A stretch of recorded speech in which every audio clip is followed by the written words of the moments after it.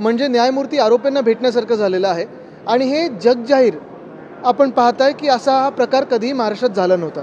कदाचित त्यांनी कुठच्याही निमित्ताने बैठक लावली असती किंवा फोन केला असता. ह्यांचे फोन कोण टॅप करतंय की ह्यांना स्वतःवर विश्वास नाही, एकमेकांवर विश्वास नाही की फोन टॅपिंग चालू आहे. पण हे जरी असलं तरी दुसऱ्या बाजूला आजचा महत्त्वाचा दिवस एवढ्यासाठी आहे, हा न्याय नुसतं शिवसेना उद्धव बाळासाहेब ठाकरे पक्षासाठी नाही, पण कुठचे संविधान पाळत आहेत अध्यक्ष महोदय ह्याच्यावर आहे.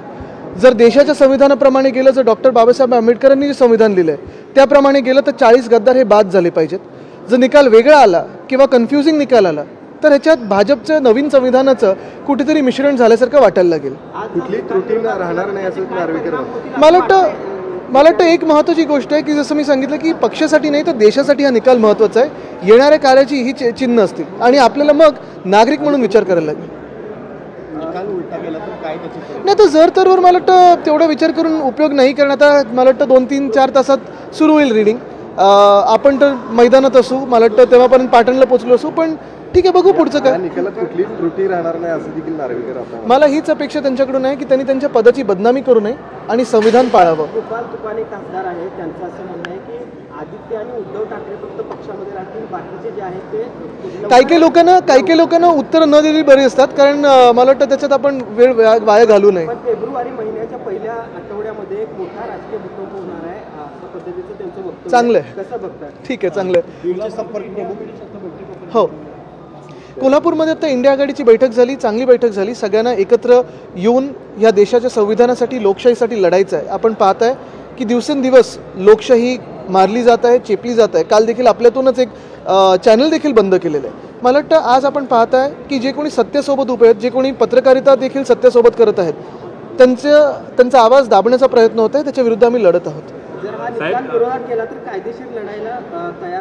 मला वाटतं हे सगळे जर तर जसं मी सांगितलं, अपेक्षा हीच आहे की संविधान जे डॉक्टर बाबासाहेब आंबेडकरांनी दिलेलं आहे त्याप्रमाणे निकाल यावा. जर वेगळा काही निकाल आला तर त्या भाजपचं नवीन संविधान जे त्यांना लिहायचं आहे त्याप्रमाणे होईल. अध्यक्ष सीएमना भेटायला गेलं तुम्ही आता सर्वोच्च न्यायालयात गेले, सुनील प्रभूंनी याचिका दाखल केली. ती याचिका हीच आहे, महत्त्वाची गोष्ट हीच असते की न्यायमूर्ती जेव्हा न्यायनिवाडा करतात, आता आपण पाहताय ह्या पूर्ण घटनेत न्यायमूर्ती कोण आहेत तर अध्यक्ष महोदय आहेत, ट्रायब्युनलचं ते काम करतात. आणि त्यांनी आरोपींना जाऊन भेटणं, ज्यांच्यावर डिस्क्वालिफिकेशनचा आता केस चालू आहे, हे किती योग्य आहे? एरवी पण कधीही अध्यक्ष महोदय असं कोणाच्या म्हणजे प्रोटोकॉलप्रमाणे जात नाहीत घरी. हे करत असताना दिवसाढवळ्या एवढं जाणं, प्रेसमध्ये आल्यानंतर देखील कुठेही न बोलणं, मला वाटतं असं कधीही आम्ही राजकारण एवढं घाणेरडं पाहिलं नव्हतं. त्यांनी प्रतिक्रिया दिलेली आहे की त्याच्यामध्ये असं म्हटलेलं आहे की माझ्या मतदारसंघातल्या कामासंदर्भात मी गेलो होतो आणि अध्यक्षपद सोडून नाही. आता काय कितीतरी वेळा अशा त्यांनी प्रतिक्रिया देऊ शकतात, पण जे सत्य आहे ते सत्य आहे. आणि तसं पाहिलं गेलं तर परवा मी कोल्हापूरतच होतो, अनेक कामं मुंबईतली रखडलेली आहेत पण कुठचंही सुरू झालेलं नाही आहे. त्यांच्या स्वतःच्या मतदारसंघातले रस्ते हे आता कोर्टात गेलेले आहेत, तिकडचे जे कॉन्ट्रॅक्टर आहेत.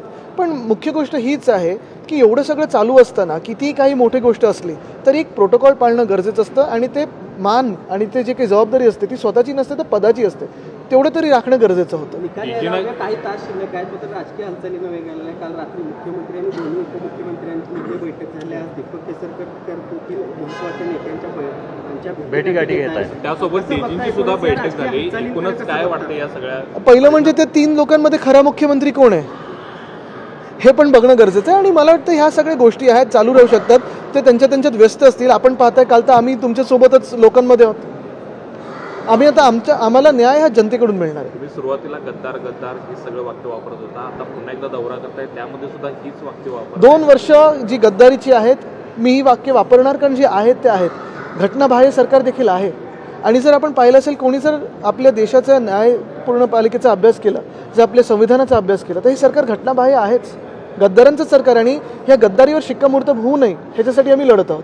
खरं तर पृथ्वीराज चव्हाण वारंवार म्हणतात की पक्षांतर बंदी कायदा मग कशासाठी आणला? हो, त्यामध्ये काही बदल करण्याची नाही हे तर खोक्याचंच सरकार आहे ना. आणि आता काय आहे की मुख्यमंत्र्यांना वाटतं की 33 देशांनी ह्याची नोंद घेतली आहे. खरं नोंद घेतली गद्दारीची.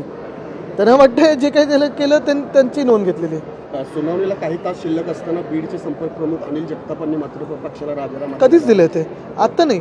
पण महत्त्वाची गोष्ट ही आहे, आपण पाहत असाल आज सुनावणीवर आपलं सगळ्यांचं लक्ष आहे, तरी देखील महाराष्ट्रातली अनेक कामं अजूनही तयार असून, महाविकास आघाडीच्या काळातली कामं असतील, आत्ता जी पूर्ण झालेली कामं असतील तयार असून अजूनही उद्घाटनाला वेळ मिळत नाही आहे. नक्की कोण VIP तसे? आता परवाकडे आम्ही पुण्यात होतो, पुण्याचं नवीन टर्मिनलची इमारत एअरपोर्टची तयार आहे, उद्घाटनासाठी वेळ नाही. MTHL ला 3 महिने आम्ही ओरडत होतो, आत्ता कुठेतरी वेळ मिळालेली आहे. आता 12 तारीख पण दिलेली आहे, म्हणजे काय मॅच फिक्सिंग झालंय का की हे सरकार टिकवायचं कसंही? मला वाटतं ह्या सगळ्या गोष्टींवर देखील आपण लक्ष दिलं पाहिजे की महाराष्ट्र म्हणून आपल्यावर अन्याय का होत आहे. आत्ता आपण पाहिलं असेल अयोध्येमधलं जे एअरपोर्ट आहे, महर्षी वाल्मिकी इंटरनॅशनल एअरपोर्ट असं नाव दिलेलं आहे. देशाच्या कॅबिनेटनी त्याला मान्यता दिली, आनंद आहे, आम्ही देखील स्वागत करतो. गोव्यामध्ये जे भाजपचे कार्यकर्ते होते आणि तत्कालीन मुख्यमंत्री होते मनोहर पर्रिकर साहेब, त्यांच्या नावाने मनोहर इंटरनॅशनल एअरपोर्ट असं नाव दिलेलं आहे. मग महाविकास आघाडीच्या काळात आम्ही नवी मुंबईतलं एअरपोर्ट दिबा पाटील एअरपोर्ट असं नाव दिलेलं, ते अजून मान्य झालेलं नाही आहे. छत्रपती संभाजीनगरमध्ये छत्रपती संभाजी महाराज इंटरनॅशनल एअरपोर्ट असं नाव दिलेलं, ते मान्य झालं नाही आहे. तर मुख्य म्हणजे हीच गोष्ट राहते की वारंवार महाराष्ट्रावरच अन्याय का होतो, हा एक प्रश्न आहेच. विधानसभा अध्यक्ष राहुल नार्वेकरांनी पदाची प्रतिष्ठा जपावी आणि संविधान पाळावा अशी अपेक्षा ठाकरे गटाचे आमदार आदित्य ठाकरे यांनी व्यक्त केलेली आहे. आम्हाला न्याय मिळाला पाहिजे, 2 वर्ष गद्दारीची घटनाबाह्य सरकार आहे अशी टोप देखील त्यांनी डागलेली आहे.